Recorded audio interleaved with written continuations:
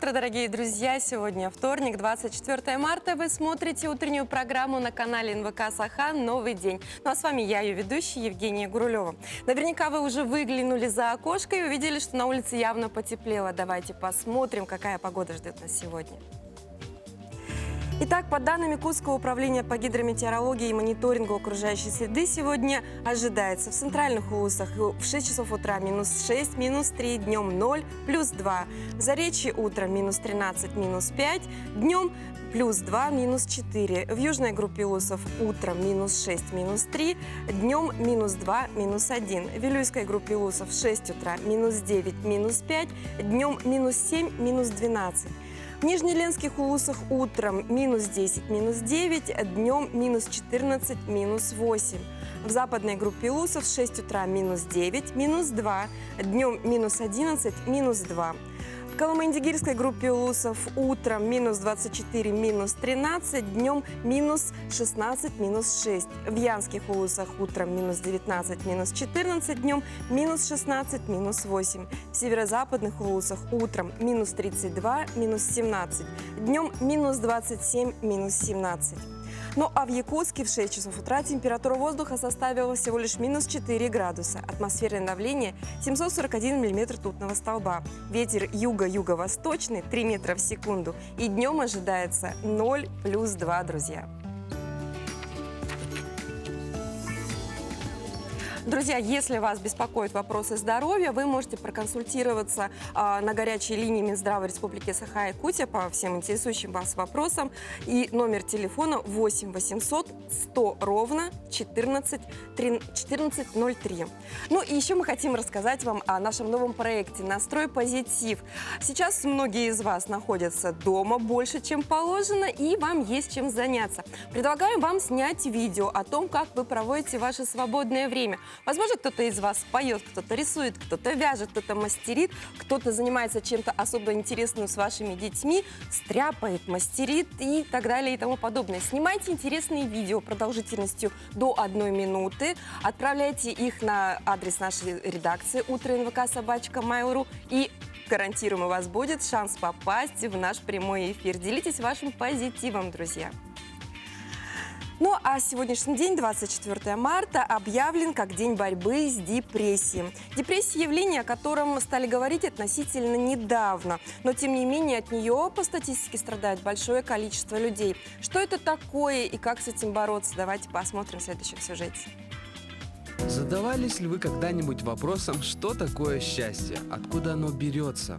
Это философское понятие сочетает в себе материальное благополучие, умноженное на гармонию и позитивное настроение. На вопрос, что такое счастье, отвечали наши горожане. Ну, это дети, семья. Ага. И работа, все. Отсутствие желаемого способно привести к подавленному состоянию и может перейти в так называемую депрессию. А как же с ним бороться? Я иду в спортзал, снимать стресс. Вот. Ну, общение с близкими людьми. Провожу время с близкими, друзьями и с семьей. И сладкое ем. Знаю, это проходит. Если дети улыбаются, рядом бегают, все, уже можно все забыть. Работать больше нужно. Сажусь за творческую работу. Ну, пою иногда, тихо. С утра как-то поднимаю настроение, сама себя как-то вот настроем, да, настроем. Международный день борьбы с депрессией отмечается 24 марта, а вариантов празднования сотни. А вот наши советы.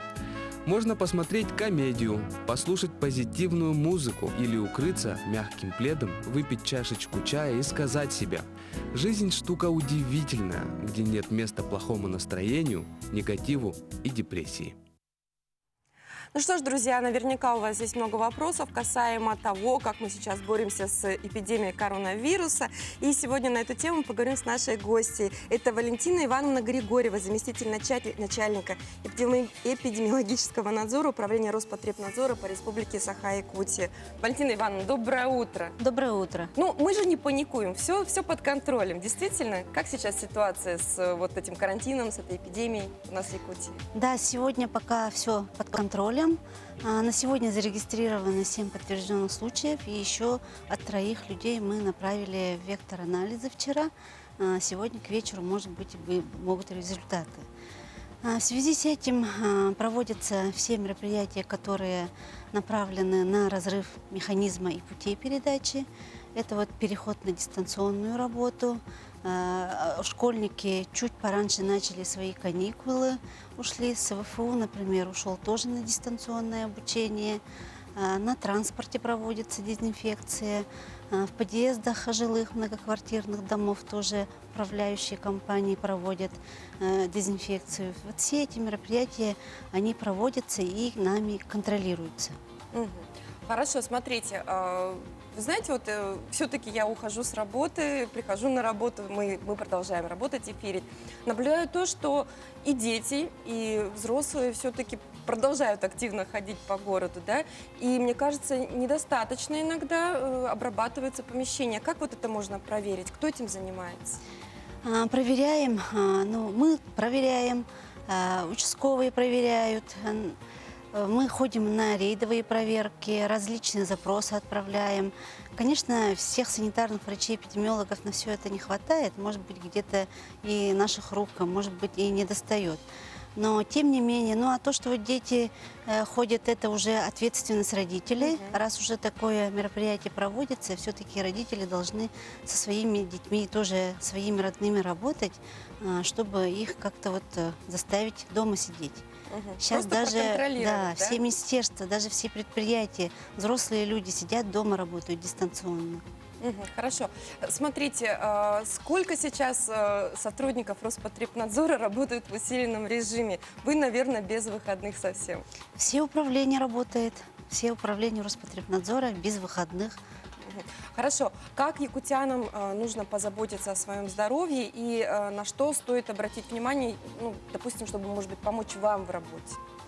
Во-первых, тем якутянам, которые прибыли за последние 14 дней, хотелось бы сказать, чтобы они самоизолировались. Это, получается, 14 дней они должны обязательно дома сидеть, по возможности в отдельной комнате, чтобы они избегали контакта со своими членами семьи, со своими родственниками и другими лицами, соблюдали все требования, это чаще руки мыть, использовать средства индивидуальной защиты. У него должно быть отдельное белье, полотенце, гигиенические различные средства, посуда. И все это должно убираться, стираться отдельно. И самое главное, он не должен выходить из дома. То есть сидит дома, сидит в отдельной комнате и полностью, скажем изолирован так, себя дезинфицирует, да? Хорошо. А могут ли как-то, скажем так, граждане помочь вам в работе, если, допустим, увидели какие-то нарушения? То есть на что стоит обратить нам внимание при, скажем так, должны убирать автобусы, наверное, да? Должны убирать, наверное, административные какие-то здания усиленно, да? Да, все это, если увидел кто-то, может позвонить нам, написать обращение нам, заявление, чтобы мы вышли конкретно, проверили вот эти данные объекты, если таковые есть. Хорошо. И по нормам сейчас сколько раз в день должны дезинфицировать, наверное, обрабатывать автобусы и какие-то общественные помещения? Минимум 2 раза, это каждые 6 часов обязательно должна проводиться влажная уборка с применением дезинфекционных средств. Должна обязательно проводиться, и все это должно контролироваться и руководителями тех учреждений, в которых это проводится. Будь это транспорт, будь это жилое помещение, будь это любое другое учреждение, организация и так далее. Ну что ж, Валентина Ивановна, все понятно. Я надеюсь, что у нас и сограждане, и телезрители очень сознательные люди и соблюдают все ваши нормы Роспотребнадзора. Вам хорошего дня, и пусть работа будет легкой, пусть побыстрее этот карантин закончится. Весна же уже идет. Да, спасибо. Друзья, ну а мы продолжаем наш эфир, и у нас по традиции уже постоянная рубрика, посвященная героям Великой Отечественной войны. Сегодня мы расскажем вам про героя Мартына Теплякова. Давайте посмотрим.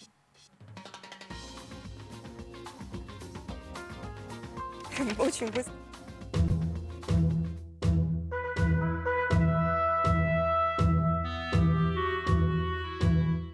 Я хочу рассказать о герое Советского Союза Теплякове Мартыне Пантелеймоновиче. Он родился 10 января 1918 года в деревне Дроново Тюменской области. С осени 1936 года 18-летний Мартын Тепляков трудился старателем на приисках золотоносного Алдана. В 1940 году он был призван алданским военкоматом на службу в Красную армию, поэтому начавшаяся война застала его в одной из частей Забайкальского военного округа. После окончания обучения Мартын Тепляков получил направление на Брянский фронт в составе стрелковой бригады. Отличился Тепляков при форсировании Днепра. В ночь на 1 октября 1943 года под сплошным огнем противника с первым десантным бойцы отделения сержанта Теплякова переправились через реку Днепр в районе деревни Глушец Гомельской области. В бою за плацдарм бойцы своим огнем мужественно прикрывали переправу роты, отразив тем самым 19 ожесточенных контратак противника. Указом Президиума Верховного Совета СССР от 15 января 1944 года за образцовое выполнение боевых заданий командования и проявленные при этом мужество и героизм Теплякову Мартыну Пантелеймоновичу было присвоено звание Героя Советского Союза. Высокой награды Родины герой получить так и не успел. 30 января 1944 года в бою у деревни Заречье сержант Тепляков погиб. Вечная память герою войны.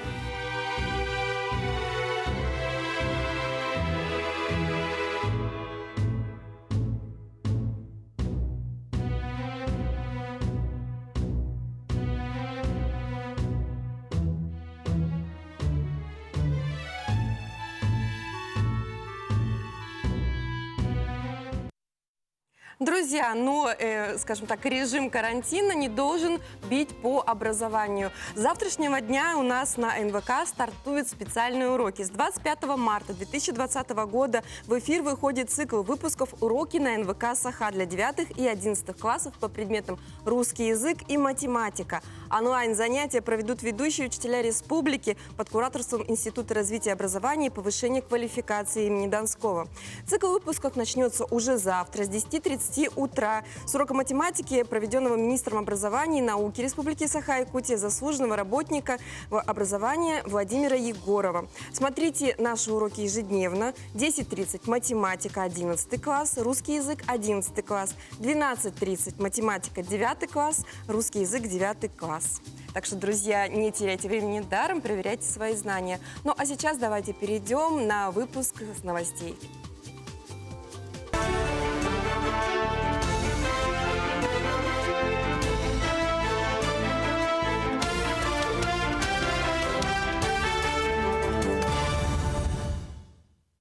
Здравствуйте! В прямом эфире новости, в студии Андрей Погорелов с информацией к началу дня. Ситуация по эпидемиологической обстановке в республике остается стабильной. Об этом заявил накануне руководитель региона на вечернем брифинге. Сейчас главная задача органов власти – выявление лиц, приехавших из-за границы, в том числе наших сограждан. Айсен Николаев отметил, что выявление идет активно. Многие сознательные граждане, самоизолировавшись, выходят на связь с медиками. К слову, со вчерашнего дня изменилась также федеральная методика забора анализов у граждан, приехавших из-за границы. Теперь, если нет симптомов ОРВИ, и граждане самоизолировались, то они находятся на дистанционном медицинском самоконтроле, и анализы у них берут только на 10-й день. Сегодня мы на оперативном штабе рассмотрели ситуацию в целом по республике. Конечно, никаких карантинных мер серьезных мы проводить не должны, потому что число заболевших у нас маленькое. Давайте не будем забывать, что, например, у нас в декабре-январе здесь было 68 зараженных корью, не менее опасной инфекционной болезнью, так с гораздо более тяжкими последствиями во многих случаях. Вместе с тем, там никаких разговоров о введении карантина или чрезвычайной ситуации ни от кого не звучало. Мы сейчас на оперативном штабе ситуацию рассмотрели. Она, еще раз говорю, требует, конечно, дальнейших ограничительных мер, но никакого введения карантина, который вводится по требованию главного санитарного врача республики, или чрезвычайной ситуации, которая может быть введена моим решением сейчас, мы ни по городу Якутску, ни тем более по другим муниципальным образованиям республики не видим. Кроме того, в столице начала работать лаборатория, в которую направляются все пациенты с подозрением на коронавирус. Изменен и план приема врачей. В республике переведен, плановый прием врачей, который был в каждой больнице, он переведен на режим тогда, когда по заявке врач оказывает услугу либо посредством телемедицины, тогда, когда это возможно, либо же непосредственно, значит, посредством приезда с выездом к непосредственно тому лицу, которое является больным. С сегодняшнего дня начинает работать лаборатория Министерства здравоохранения уже до этого, в которую будут направляться граждане, значит, непосредственно у которых врачи подозревают коронавирус. Еще одним ключевым вопросом брифинга стала ситуация по санитарной очистке подъездов домов. Как оказалось, некоторые управляющие компании не справляются с поставленными задачами. На настоящий момент очень остро стоит вопрос о дисциплине управляющих компаний по санитарной очистке наших подъездов. На настоящий момент непосредственно мэром города на планерке у главы Республики Саха-Якутия было отмечено, что ряд управляющих компаний не справляются со своими функциями. Ну и, соответственно, значит, поставлен перед правительством вопрос о необходимости усиления работы по контролю за управляющими компаниями в данном направлении. Главное – это безопасность людей вот в такое достаточно сложное время. К другим темам. В арктические районы Якутии доставлено более 86% топливных ресурсов. Завоз идет по плану, все автоземники открылись вовремя. Этому способствовала благоприятная погода арктической и северной части республики. На сегодняшний день до пункта назначения доставлено более 600 тысяч тонн котельного топлива. За весь период действия автоземников, то есть до конца апреля, планируют доставить более 700 тысяч тонн. Сегодня завоз проходит в плановом режиме, уже приближается конечная стадия завоза. Зимники в арктических и северных районах закрываются примерно по нормативу ежегодно в конце апреля. На сегодняшний день из 729 тысяч тонн запланированных топливно-энергетических ресурсов завезено 631 тысяча тонн, или это составляет 86,6%. То есть уже завоз находится на завершающей стадии.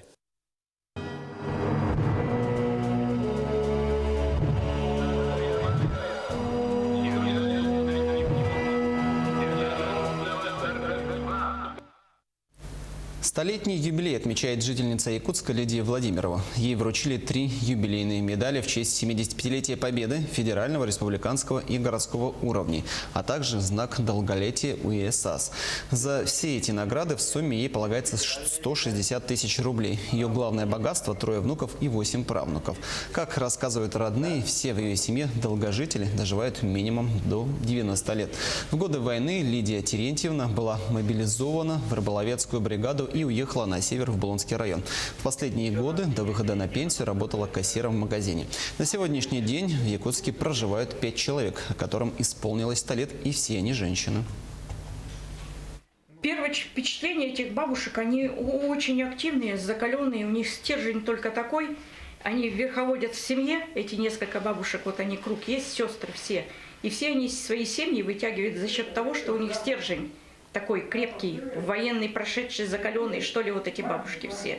Они знают, что делать, в какой ситуации, как поступить, где какой выход найти. Они все это всегда практично знают.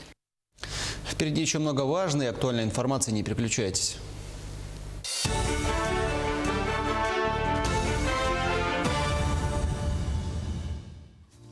Ну что ж, к новостям о коронавирусе. Принято решение проводить тестирование для прибывших из зарубежных стран на 10-й день после прибытия.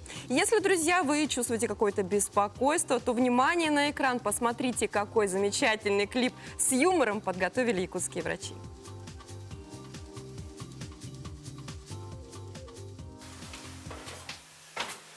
Здорово, Лорен. Дядя Гаша, дядя Коля. Здорово. Мен Сауру дойдуттан кәлем. Апси! Ой. Нет, не надо слов, не надо паники. Соблюдайте правила профилактики. Дома, в школе и на работе, в садике. Соблюдайте правила профилактики. Профилактики. Профилактики. Профилактики.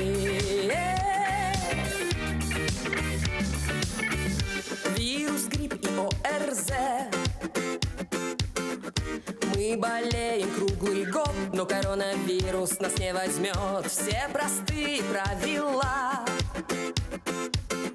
в этой песне собрала и по факту преподнесла. Я Гиппократа клятву дала, я уберечь население должна, чтоб оно не заболело. Руки мойте каждый раз, гигиена выход для нас. Иммунитет укрепляйте смело, заболели, маску вам на прием. Смело к нам, избегайте контактов и скучности, вызывай врача к вам. Береги себя сам. Нет, не надо слов, не надо паники, соблюдайте правила профилактики. Не трогайте лицо, не кашляйте в кулак, носи с собой платок, обезопасься так. Нет, не паникуй, мой руки тщательно, есть лампа то кварцу, и обязательно проветри комнаты, гуляй на воздухе. Вот профилактика и правила просты. Себя нужно уважать и внимание себе и здоровью уделять. Спорт, питание и ЗОЖ, диспансеризация и прививки календаря. Ты же сознательный гражданин. Ну что ж, хорошие советы для сознательных сограждан. Друзья, соблюдайте и будьте здоровы. Ну, давайте перейдем к нашим вторым гостям. Сегодня отмечается Всемирный день борьбы с туберкулезом. И у нас в гостях Михаил Иннокентьевич Томский, доктор медицинских наук, главный врач Республиканского детского туберкулезного санатория имени Дмитриевой, а также Мария Николаевна Васильева, врач-фтизиатр. Доброе утро. Как у вас настроение? Доброе утро. Ну, в 1082 году Роберт Кох открыл возбудитель туберкулеза. Вот сейчас заболеваемость туберкулезом в республике на каком уровне? Ну, заболеваемость нашей республики стабилизировалась, да, и медленно, но неуклонно она уменьшается. Ну, это результат работы как вот здравоохранения, ну и всей вот социальной сферы. Очень много проводится мероприятий, и надо сказать, ну, это заболевание социальное, тяжелое, и очень большую роль играет те условия, в которых живут вот люди. И эти условия, ну, видно, что улучшаются. Но если наш город посмотреть, даже если это сравнить вот 20-30 лет назад, очень большая разница. Но вот когда я был маленький, город был сплошь деревянный. Вот благоустроенные дома были только в центре. Сейчас практически вот таких ветхих домов очень мало стало. Ну, вот слава это, богу, что да. Да, и вот поэтому неуклонно заболеваемость уменьшается. И вот если сравнить, да, вот в прошлом году стояло на учете 832 человека, да, а 2 года назад 1244. Люди вылечиваются. Да, вылечиваются, и заболеваемость тоже уменьшается. То есть с каждым годом меньше, вот новых больных появляется меньше. Угу. Ну, понятно, что взрослые, у них и работа тяжелая бывает, условия жизни. А вот с детьми как дела обстоят? Чем ваш санаторий занимается? Как лечит? Ну, вот дети, да, они в свою очередь, они сами по себе вот болеют, да, они заражаются от взрослых. То есть ситуация в целом по туберкулезу, она вот отражается на детях. Она показывает, как ситуация с туберкулезом в регионе, да, или в стране. Ну, у нас у детей тоже заболеваемость уменьшается. Вот если в 2012 году заболевало в год 67 детей, да, то в прошлом году 32. Это по всей республике? Это в республике, да. То есть детей заболевает меньше, да, и на учете тоже их меньше становится. Это результат работы тоже всей службы, да, всей социальной сферы. А наш санаторий, вот имени Татьяны Парфентьевны Дмитриевой, он работает уже 80 лет. В 2019 году мы отметили юбилей. И у нас вот как раз оздоравливаются дети, да, вот из групп риска. Вот как раз в семьях, где есть больные с активным туберкулезом, дети у нас лечатся, да, ну, вернее, не лечатся, они укрепляют здоровье, проходят профилактику. И вот как раз вот играют очень большую роль вот в уменьшении заболеваемости. Хорошо, как укрепляете? Что делаете с ним? Ну, здесь Мария Николаевна, я хочу попросить, да, это врач, который непосредственно занимается этими детьми, пожалуйста. Ну, в нашем санатории Наш санаторий переехал в 2017 году в новое здание. Это новое здание трехэтажное, каменное. В нем 3 отделения. 2 отделения стационарных больных, на 110 коек дошкольное отделение и на 90 коек это школьное отделение. Помимо этого еще отделение реабилитации есть. В нем проходятся тоже оздоровительные мероприятия. Заведующий отделением, врач-физиотерапевт, кумысотерапия у нас проводится. Буквально с 2017 года из натурального кобыльего молока. И туберкулинная диагностика, ну, все необходимые Все меры, чтобы дети выздоравливали или просто укреплялись. Очень хорошо, что падает случай заболеваемости туберкулезом, но все-таки нужно понимать, что это за такая болезнь, как она протекает и как возникает. Ну, туберкулез – это инфекционное заболевание, передающееся воздушно-капельным путем. Основным источником является больной человек с бактериовыделением. Микобактерия туберкулеза – это высокоустойчивая микроорганизм. То есть она может жить в окружающей среде, да, я так понимаю, да? Ну, немножко я добавлю, это бацилла Коха, она, ну, стойкая. Да, она, ну, не то чтобы, она существует в природе миллионы лет. Мы с ней вместе сосуществуем миллионы лет, и каждый 3-й житель планеты, он является носителем вот этой бактерии. Это называется инфицированность. Почему же заболевают? Да, Что случается? Вот это зависит от иммунитета, то есть ну, от сопротивляемости организма. Если организм сильный, он справляется с инфекцией, и болезнь не развивается. Ну, вот у каждого 10-го из этих инфицированных развивается туберкулез, ну, заболевание развивается. То есть очень большую роль играет состояние организма. А как тогда организм подготовить, чтобы дать отпор туберкулезу? Вот ну, от чего зависит иммунитет? От тех условий, в которых живут люди. То есть должны жить в хороших квартирах. Социально-бытовые условия, также соблюдение мер гигиенических, соблюдение здорового образа жизни. Ну, в целом... Что должен по полочкам знать каждый гражданин и каждый ребенок, что нужно делать, как нужно питаться, чтобы быть здоровым? Вот здесь очень большую роль играет питание, да? Должно быть полноценное питание. И очень важно вот, хорошо питаться, качественные продукты, особенно местные, да? Мясо, рыбу, молоко, да. И ни в коем случае не увлекаться вот диетами, да, модными, вегетарианское там и прочее там. Они вот к нам не подходят на крайнем севере. Все понятно. Хорошо питаемся по национальному признаку, да, получается. Ну и, соответственно, моем руки и следим за гигиеной. Большое спасибо, что пришли к нам сегодня в гости. Я надеюсь, что не будет ни эпидемии, ни вспышки, ни роста заболеваемости. Будет только все меньше и меньше у вас пациентов. Конечно, Спасибо. мы обязательно так будет. Друзья, ну мы заканчиваем русский блок программы «Новый день». Буквально через несколько секунд в эфир выйдет мой коллега Петр Кулаковский. Не переключайтесь, оставайтесь с нами.